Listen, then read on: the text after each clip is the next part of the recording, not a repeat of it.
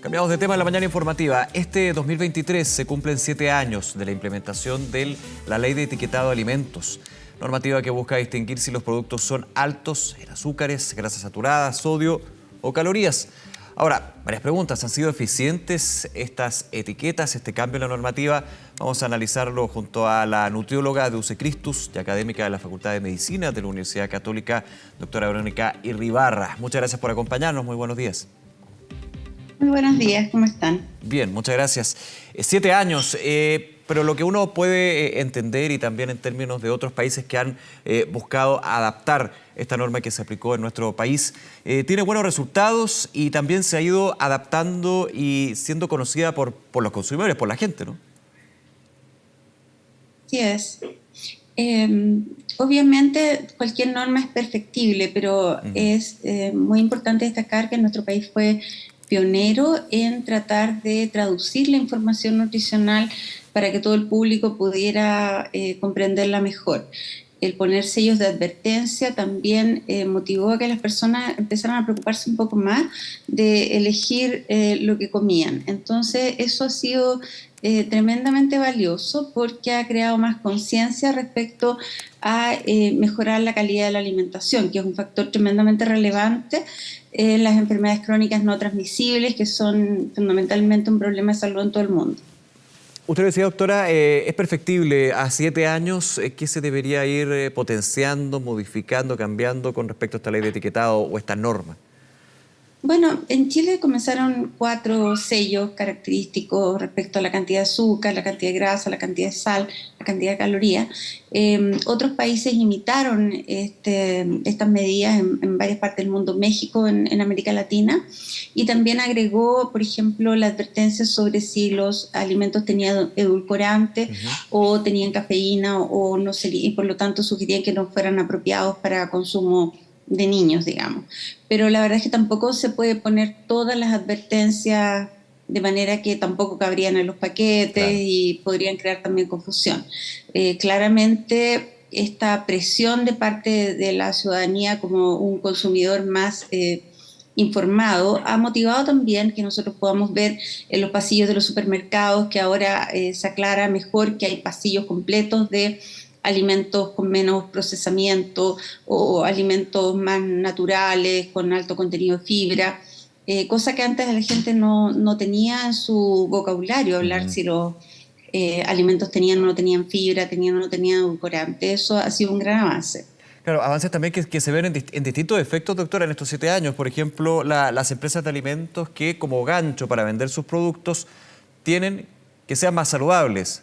Sí, libre de sellos, por ejemplo. Eso también uno podría decir, bueno, pero un tema comercial, pero es positivo, digamos, en ese sentido. O sea, yo creo que es positivo, porque en el fondo también tuvieron que cambiar la formulación, sí, claro, había azúcar en exceso, había sal en exceso, también había colorantes en exceso. Chile también fue pionero en advertir y poner en destacado, en negrita, algunos colorantes, de manera que si lo recuerda uno, hace 30 años atrás los yogures tenían unos colores así, casi que fosforescentes a veces. Sí, claro. Ahora como que las cosas tienen menos colorantes, claro. Entonces yo creo que eso es bastante positivo en general, porque lo que nos interesa es que las personas estén más saludables y tengan mejor calidad de vida. Indudablemente todo redunda en eso. Ahora, déjeme quedarme en un punto que usted decía también muy importante de todo este proceso de lo que son las etiquetas, de los sellos, que es la información, pero también al mismo tiempo que nosotros mismos nos vamos educando más en términos de lo que es saludable o no, y finalmente qué significan estos sellos, más allá de que te digan, cuidado, esto es alto siempre estaba o existe hasta el día de hoy, por supuesto, la tabla de componentes, de ingredientes, la tabla nutricional, pero que muchas veces decía, bueno, pero no se entiende mucho. Aquí es bastante claro y obliga también a uno a ir entendiendo alimentos que son altos en algo, por qué lo son y cuáles no, digamos.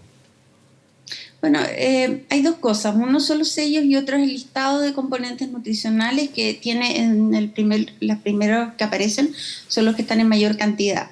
Entonces, claramente, si lo primero que sale en la lista es azúcar, significa que es uno de los principales componentes del alimento en cuestión.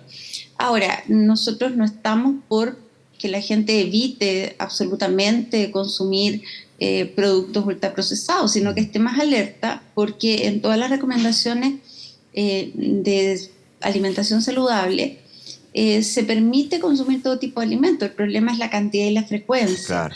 porque esto también ha hecho que las personas sean más preocupadas por ejemplo, qué colaciones se envían a los niños, ahora que ya estamos pronto por partir el año escolar. Un cambio importante en el etiquetado nutricional fue que al mismo tiempo no se permitió más la venta de este tipo de alimentos dentro de los colegios. Ujú. Cuando mi hija era pequeña, en el tercer piso del colegio había una máquina que vendía estas cosas. Claramente Claro. eso ha O cambiado, en el ya no se kiosco venden estos. clásico.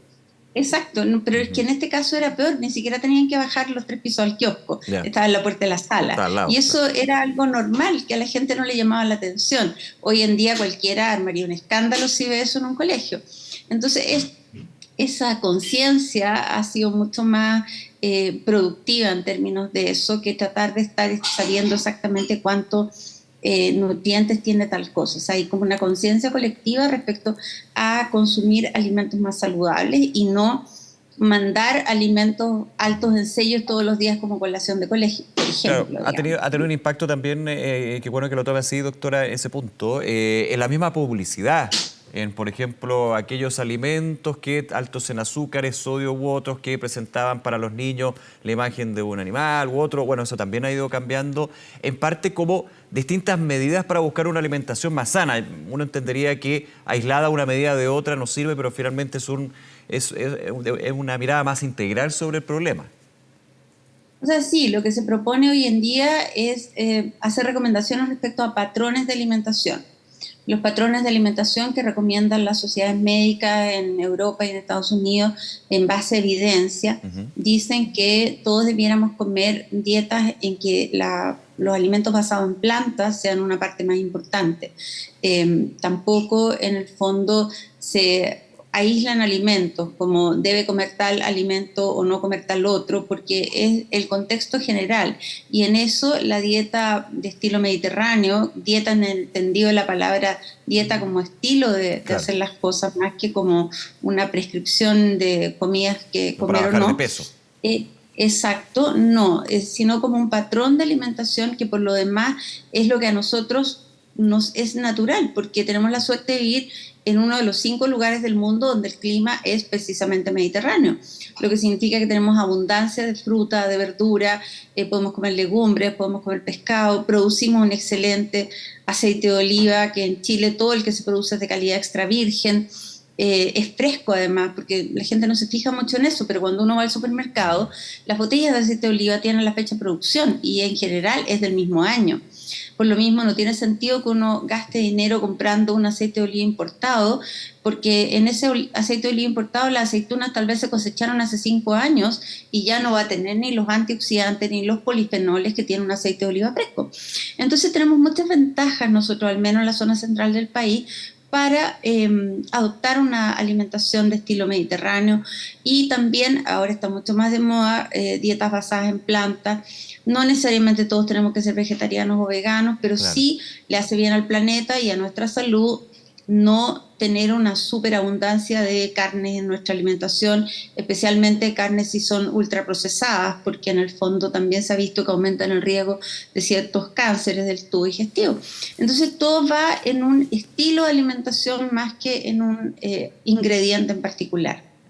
Doctora, déjeme ligarlo con un tema que aparte, digamos, del tema salud propiamente tal, pero finalmente es desde los hábitos de consumo y tiene que ver con los precios de los alimentos. Usted lo decía muy bien, hay una amplia variedad de frutas, verduras, no solamente para quedarnos con lo ultraprocesado, pero evidentemente cuando vemos lo que es el bolsillo, la inflación, los precios de los alimentos especialmente, vemos que se empieza a, y eso lo muestra la encuesta por lo menos, un aumento en este hábito de la comida rápida, del ultraprocesado, de lo que cuesta más barato, evidentemente por una situación de bolsillo. Eso también depende de los ciclos, no solamente de lo económico, sino también de la educación. Sin embargo, se ha ido derribando ese mito de que comer sano es comer más caro. Eso es importante también. Sí, afortunadamente, mira, es bien lamentable que hay varios estudios que mostraban que en la canasta familiar, el gasto familiar, las bebidas azucaradas eran un porcentaje importante. Por ejemplo. Y la verdad es que eso es bien lamentable porque porque es caro comer ese tipo de cosas. O sea, es más barato tomar agua. Claro. El agua en Chile se puede tomar desde la llave. Hay países donde el agua potable no es tan potable, digamos, pero nosotros sí. Entonces, una fruta molida en una juguera con agua es mucho más saludable que comprar bebidas, digamos. Hay personas que se han hecho muy aficionadas a bebidas energéticas, incluso a veces nos pasa que tenemos pacientes con diabetes consumiendo bebidas energéticas que tienen alto contenido de glucosa. Entonces, esto pasa fundamentalmente por educación. Se ha puesto de moda también consumir barras de cereales y cosas así. Algunas pueden ser muy saludables, pero otras son prácticamente una golosina por el que son muy concentradas en calorías y en el fondo tienen el mismo efecto que si uno estuviera comiendo cualquier golosina tipo chocolate o cosas por el estilo. Entonces, se requiere que las personas estén más informadas. Y también cuando uno le dice a los pacientes que es bueno comer pescado, te dicen, no, pero es que el pescado es muy caro. Nosotros no estamos promoviendo que uno tenga una receta con el caldillo de congrio de Pablo Neruda. Cualquier lata de sardina o jurel nos sirve, sobre todo para asegurar el aporte de ácidos grasos omega 3, que son claramente más bien promotores de la salud, porque son menos proinflamatorios que otros. El aceite de oliva también. Lo que pasa es que las moléculas inflamatorias que nosotros producimos normalmente son más inflamatorias cuando vienen de ciertos aceites. Entonces los omega 6, como la maravilla, el maíz, el raps y los aceites comunes, son más proinflamatorios que los que vienen de los omega 3, que son los pescados, y los omega 9, que son el olivo, la palta y todas esas cosas. Entonces hay que como moverse con un poco más de una postura tal vez un poquito más escéptica, porque se ha puesto sumamente de moda consumir aceite de coco, que igual es bien caro, y no tiene mayores beneficios en la salud. Además es una grasa sólida a temperatura ambiente, lo que la califica como una grasa saturada. O sea, no mucho mejor que comer mantequilla o manteca o margarina vegetal. Entonces, se requiere como una postura mucho más de dar información, de manera que las personas puedan elegir mejor. Claro. No tanto no coma esto, no coma esto otro. No tenemos esa postura, afortunadamente. Eso ya es como el siglo pasado. Doctora Verónica Irribarra, nuevamente muchísimas gracias por esta interesante conversación y que tenga un excelente día, doctora. Gracias. Igualmente, gracias a ustedes. Adiós. Muy bien, adiós.